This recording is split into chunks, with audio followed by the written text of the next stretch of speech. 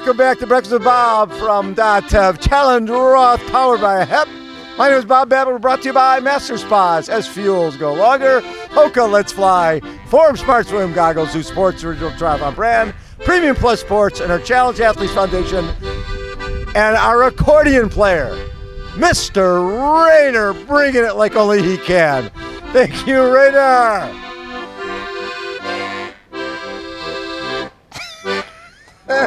Yay, Rainer! Very impressive. Mr. Sam Laidlow joins us. How you doing, Sam? I'm good, thank you. Very happy to be here. Very, very happy. You know what? It's always such a treat to get to chat with you. I love your shirt. Yeah, a little bit strange since Kona, eh? A little bit like you would have had the blank shirt.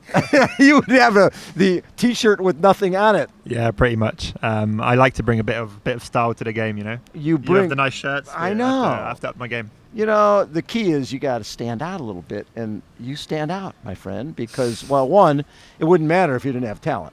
Standing out is nice, but you got to have talent. And yeah, I think brand image is important, you know, and I don't want triathlon to be a boring sport, you know. I want kids to look up at it and think it's cool. Yes. So yeah, I think we've had enough now of these bland sponsor T-shirts. So my mum and my girlfriend have been sewing these on this black T-shirt for days, and yeah, but it's worth it. It's always worth it.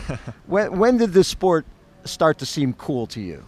I think it's certain people in the sport, you know. For me, the sport has always attracted me just by how hard it is and how honest it is. But I definitely, certain people, you know, there's images of whether it's Laidlow on a trek in Kona, or whether it's Frodeno on his canyon, or even Keenly on his Scott. You know, there's certain images that stand out, and that I think people just associate the sport with it. And I think the brands can't thank them kind of athletes enough for what they've done to the sport. And yeah, that's a really good point. Talking about Keenly, I think I'm truly grateful, you know, to race him this weekend and to be here at the end of his career and get to race him. It's one of the things that I've always wanted to do more with Jan, because I felt like I've always missed him. You know, he couldn't do Kona last year, and I really want to race him at his best one last time.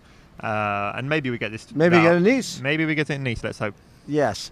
It's interesting you mentioned that brands. I remember back in the day, Norman Stadler put Quota on the map, right? You just having an athlete associated with the brand and seeing where it goes is pretty cool. Yeah, exactly. And I'm really grateful that I've managed to keep with many of the brands that I was. So Fusion and Comprasport were here for me before what happened in Kona. Yes. And I've managed to and Head Wheels also, and I've managed to keep on working with them. And they're just amazing people, family-run businesses, you know. And I'm kind of a family-run business. You are a family-run business, yes. So yeah, I'm truly grateful for the partners that I've got. And with the race in Kona, when you end up second place but running a 2:44 off the bike, which I think surprised a lot of people. I don't know if it surprised you, but surprised a lot of people. And having that race of your life, 7:42, which basically shatters a course record. But then there was a guy named Gustav Aiden who goes 2:36 and ends up winning the race. You come away from that. Obviously, you want to win. You get to a point when you're in a race like that, where you've been in the lead so long, you're taking ownership. I'm guessing at some point you're thinking someone's going to potentially going to come by, but then the closer you get to the finish line, you're thinking, this is mine. Yeah. I came off the bike with a 6-minute lead on the Norwegian train, as they call it. Yes. And when I got to the half marathon, I had a 3-minute lead, you know. So that was the first point where I thought actually something could happen here. And I remember looking to my dad, he was around kilometer 25, and I was like, I think I said, like, what the F is happening, you know? Like, I was like, where are they? I'm still winning this. And and you're sort of pinching yourself, yeah. Yeah, I mean, I've led many Ironmans, but often blown up, and Kona was the first time where it got me right through to the end, you know. I think because it was also a fast day, and often I blow up around the 7.5-7:40 hour mark, you know. So I'm guessing it probably means that the fast courses suit me, because you're done earlier. It's I think it's a famous Pantani quote that says, the quicker I get up the hill, you know, the less I suffer. And it's kind of the same strategy. Yeah, quicker we get to the finish line on Sunday, the less we suffer. Your world changed that day. Yeah, I mean, I've tried to not make it change. I've kept the same people around me. Obviously, the team gets a bit bigger, but in the end, what got me to that place and that performance is a very simple and very well balanced life. And I've tried to keep that, kind of trying to protect myself from all the noise, but still be a professional, which is. I've had my struggles. It was a lot to learn. I think most people's career kind of goes up and up and up, and for me, it kind of like the volume life switched up. Life switch went on. Yeah, yes. Exactly. Well, and I think that's what happens with Kona. You see that with yourself, with Chelsea. All of a sudden, lots more sponsorship, and with sponsorship comes obligations. Yeah. But balancing that and understanding that now there's a bullseye on you. Yeah. Any race you go to, it's not, hey, he could be on the podium. It's he's here to win, and we expect him to win. There's a lot of expectation, I think, from people, but for me, the expectation hasn't changed. It's always my own expectation.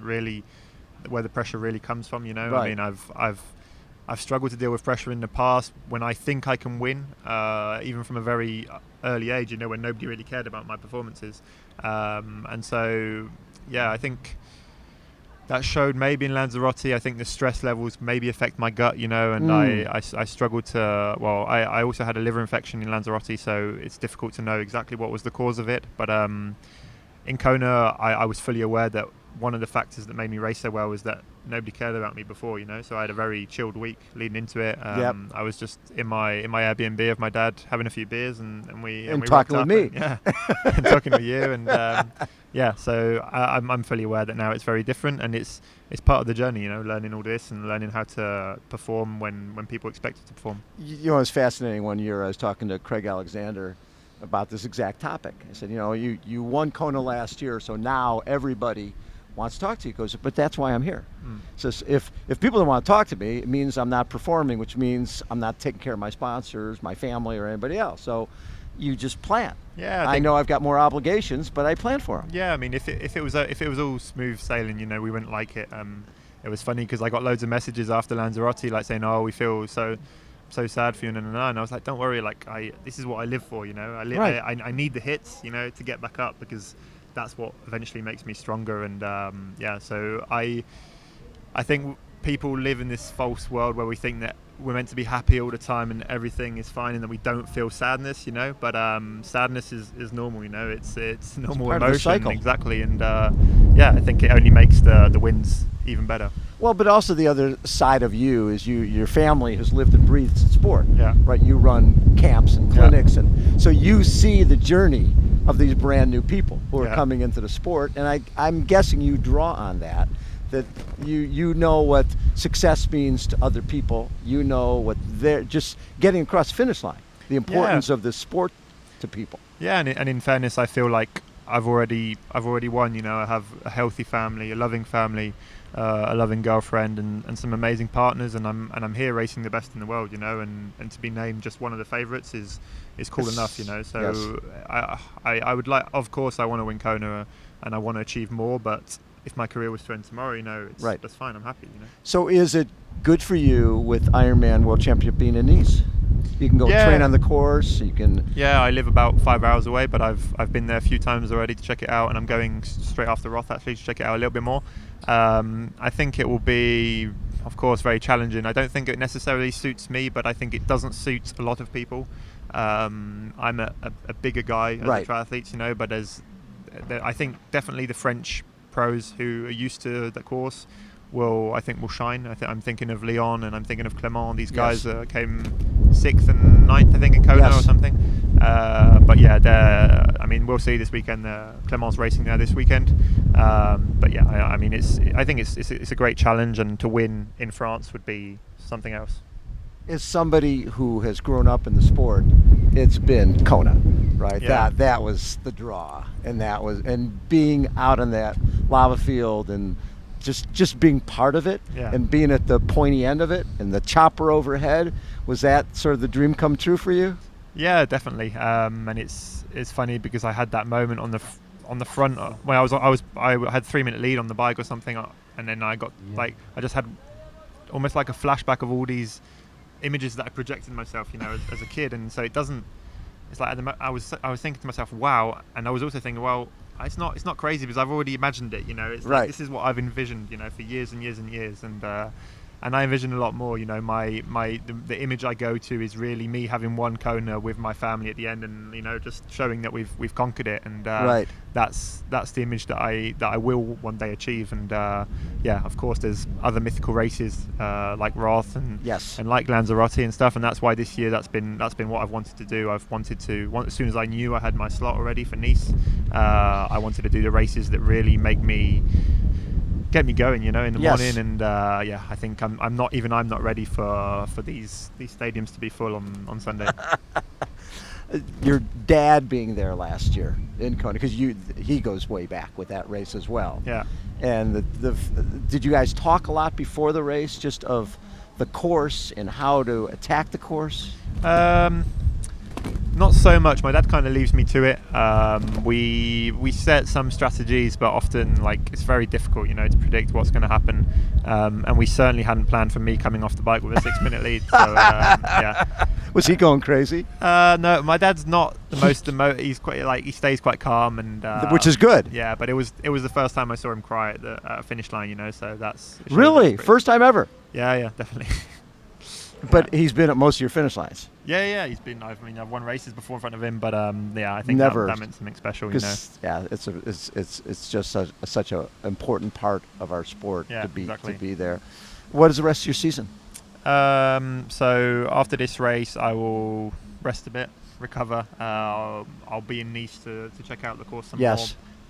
With some of my partners, and then I will go to the PTO US Open. Yes. In Wisconsin, and then I'll probably skip the Asia Singapore one to focus on Nice. Yes, and so not 70.3 Worlds.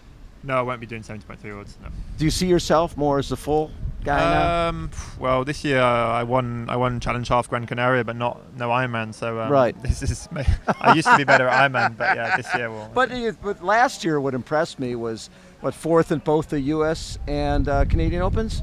Yeah. I mean that really boded well for Kona, because obviously the speed was there, because you've got ITU athletes that you're racing against in those events. Yeah, they were great races, amazing density, and it's really kind of the mix between the ITU events and the long distance. But yeah, I think deep down my heart is the long distance, you know. Yes. So I'm never gonna invest the same emotionally into half distances, and yeah, I might give it a go. Right. Like the Ironman World 70.3 World Champs one day, but my goal has always been Kona and the big races, you know, like Roth or like Nice. Yes, you want to be at the starting line with Magnus Ditlev and with all the Daniel Bakkegaard and Ben Canute. I mean, everybody is here. Yeah, that's pretty fun. Yeah, it's great. I think especially this year as well, with obviously Nice and Kona being separated, having such a strong women's field race on the same day as the men. I think that's why there's so much interest in this race this year.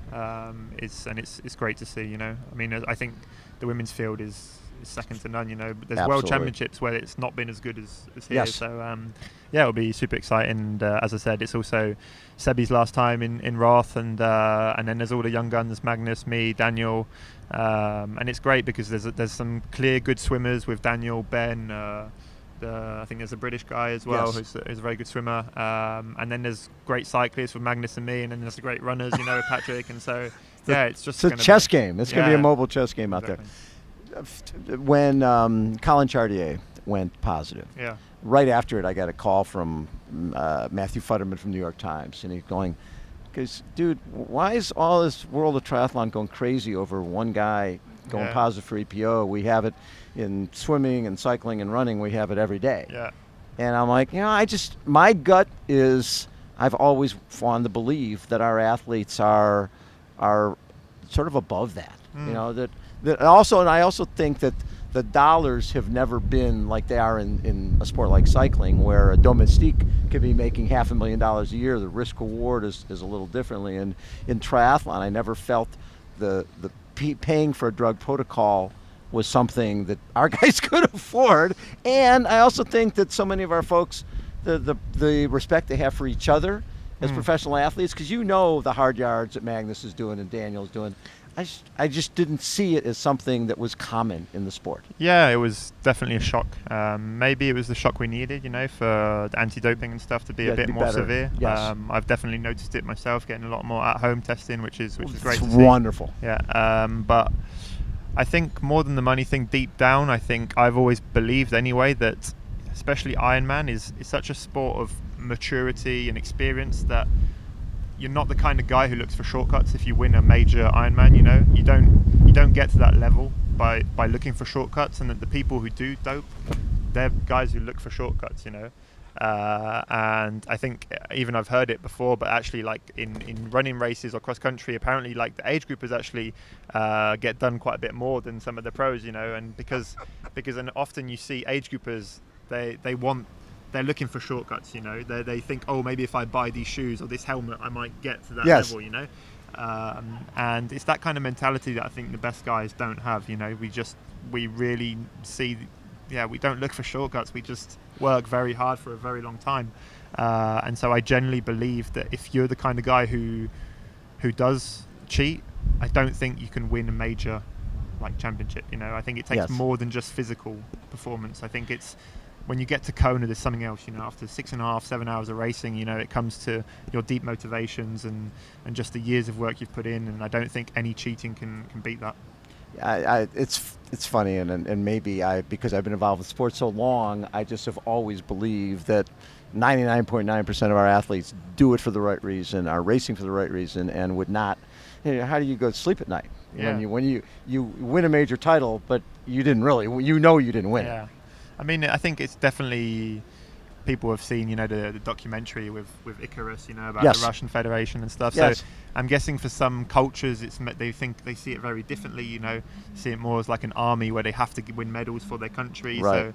So maybe we can't put ourselves in their position, right. Because we don't know why they've done that. Right. But definitely, I think it's just saddening. I think it's I really hope that kids believe that we're clean, at the top, and I mean, even obviously I've had my struggles with seeing comments of people accusing me, of cheating after the performance in Kona because they think that I just showed up. And overnight success. Yeah, but I mean, I was 23 and been doing the sport for almost 20 years.